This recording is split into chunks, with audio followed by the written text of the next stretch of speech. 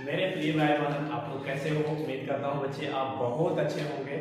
उम्मीद है बच्चे आप लोग सभी अच्छे होंगे। आपकी तैयारी जो है एग्जाम को लेकर के बहुत अच्छी चल रही होगी और आप अपने मेहनत से जो मुकाम हासिल करना चाहते हैं बच्चे, सिर्फ और सिर्फ वो मेहनत से ही हो सकता है, ठीक है ना। इसी के सिलसिले में बच्चे रोज की तरह मैं आप लोग के लिए एक क्वेश्चन आज फिर से लेके आ गया हूँ। जैसा कि आप देख सकते हैं, आपका जो बिहार बोर्ड ये लॉन्च किया है ना आपका मॉडल पेपर, ठीक है ना, उसका ये बच्चे आप देखोगे कि मेरे बोर्ड पे जो प्रश्न लिखा हुआ है समांतर श्रेणी का है। और हमारे बच्चे कह रहे थे कि सर ये जो है ना मतलब बिहार बोर्ड वाले वो थोड़ा सा क्या है ना कि यहाँ से खिसक गए, लेकिन मैंने कहा बच्चे से बच्चे ऐसा नहीं है, आपको थोड़ा ऐसा किया है और मैंने ऐसा बताया अपने बच्चे को, ठीक है। बट थोड़ी सी कंफ्यूजन के चलते वो जो बोल रहे थे ऐसा, ठीक है, बाद में उन्होंने भी कहा कि नहीं सही है, ठीक है। तो बच्चे देख सकते हैं आप जो है इस क्वेश्चन को कैसे बनाएंगे आप। तो कभी भी बच्चे क्या है ना, एक्चुअल में हम लोग किसी दूसरे पे दोष डाल देते हैं, पहले अपने अंदर की कमियों को नहीं देखते, ठीक है। तो हमेशा आप एक चीज को ध्यान रखिए, आप अपनी कमियों को देखिए। और एक बात मैं बताता हूँ, आप मेरी बात को गौर से सुनिए। अच्छे स्कोर करने के लिए बच्चे आपका सेल्फ स्टडी बहुत जरूरी है, ठीक है। और जो मैं टॉपिक बताता हूँ उस टॉपिक पे आप इस प्रकार से रिवीजन करिए, इतना आप क्वेश्चन बना के जाइए कि आप उसके आदी हो जाएं और फिर जब आप एग्जाम में बैठेंगे तो आपको लगेगा कि कुछ नहीं है, बस आसानी से कर पाइएगा, ठीक है बच्चे। तो आइए देखिए आपका जो प्रश्न है वो क्या कहता है x, 9, y, 25 समांतर श्रेणी में हो तो x तथा y का मान क्या होगा। बच्चे बहुत ही आसान है, बट आप लोग कर पाते कि नहीं, ट्राई मारिए, ठीक है। अब देखिए मैं करता हूं कैसे आप कर सकते हैं। आपको जो दिया हुआ है ना, सबसे पहले ये देख लीजिए, आपका ये जो दिया हुआ है क्या, ये a1 है और ये जो है a2 है एंड a3 है और ये हमारे बच्चे का है a4 है, ठीक है। हमने आप लोग को एक टॉपिक बताया है कि आपको जो दिया है उसको देखिए। सबसे पहले हमारा दिया क्या है, a4 दिया हुआ है एंड हमारे पास एक दिया हुआ a2, ठीक है। यहीं से आप जो है x y का वैल्यू निकाल सकते हैं। कैसे सर? तो सबसे पहले देख लीजिए हमारा जो दिया गया है a2 दिया गया बच्चे, तो क्या a2 को हम लिख सकते हैं a प्लस d बराबर हम लोग लिख सकते हैं a2, ठीक है ना। a प्लस d बराबर बच्चे a2 होता है, ठीक है। तो आप देखेंगे कि a2 बराबर हमारा कितना दिया हुआ है 9, ठीक है। आप इसको बना लीजिए समीकरण 1। आप देखेंगे एक और क्या दिया हुआ है, तो सर हमारा एक और दिया हुआ है a5, सॉरी कितना है बच्चे, नहीं a4 है, ठीक है। तो हम लोग a4 बराबर क्या लिख सकते हैं बच्चे, आपका a प्लस 3d और बराबर में 25, ठीक है।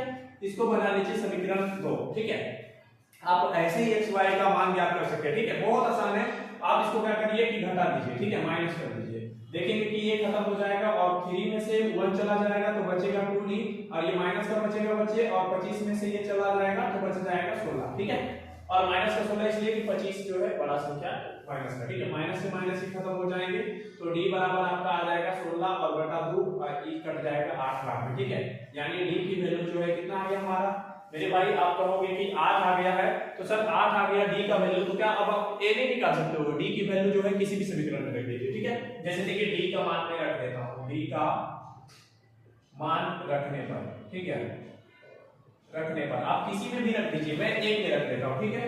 तो एक हमारा क्या था बाबू, हमारा एक था a और प्लस d बराबर देखिए कितना है 8, तो 8 हम रख देते हैं और बराबर यहां से कितना है 9, ठीक है। आप देखोगे कि a बराबर हमारा कितना हो जाएगा बाबू, 9 में से 8 चला जाएगा तो कितना बच जाएगा, 1 बच जाएगा, ठीक है।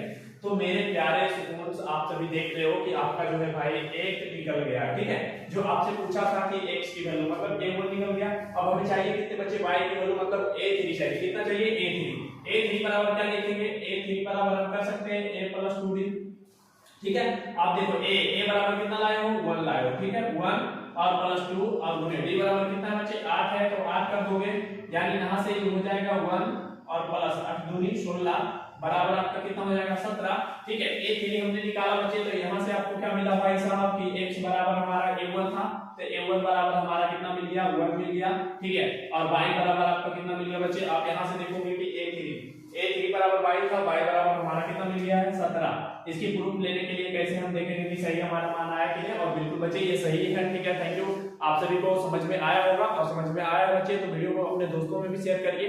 एक अच्छा दोस्त वही होता है जो अपने साथ साथ अपने दोस्त का भी विकास करे, ठीक है। अब देखिए इसको कैसे आप चेक कर सकते हैं कि मैंने सही बनाया कि नहीं, ठीक है। आप कर क्या सकते हो कि ये देखिए डी हमारा जो है ना वो हर एक पद के बाद जो है बढ़ता चला जाना चाहिए। जैसे देखिए अगर मैं मान लीजिए कि डी है और ए हमारा कितना है 1, अगर इसके स्थान पे हम 1 रखते हैं, ठीक है, तो अगला में 8 बढ़ना चाहिए तो 9 होना चाहिए, 9 हो गया बच्चे, और 9 में 8 बढ़ना चाहिए तो 17 होना चाहिए, 17 हो गया बाबू, ये 17 हो गया, और 17 में से 8 बढ़ना चाहिए तो 25 होना चाहिए। तो क्या हम इसको अगर बढ़ाएंगे 8 तो 8 7 15 5 5 किलो 25 हो जाता है ना। तो ये हमारा बिल्कुल क्लियर है बच्चे, ठीक है ना। तो थैंक यू, उम्मीद करता हूँ आप लोगों को अब समझ में आ गया है, और ऐसे वीडियो लगातार मैं लाते रहूंगा जब तक आप लोग का एग्जाम नहीं हो जाता बच्चे, ठीक है ना। तो आप जो है मेरे चैनल को सब्सक्राइब कर लीजिए और अपने दोस्तों में शेयर करिए। थैंक यू, नमस्ते, सभी को धन्यवाद।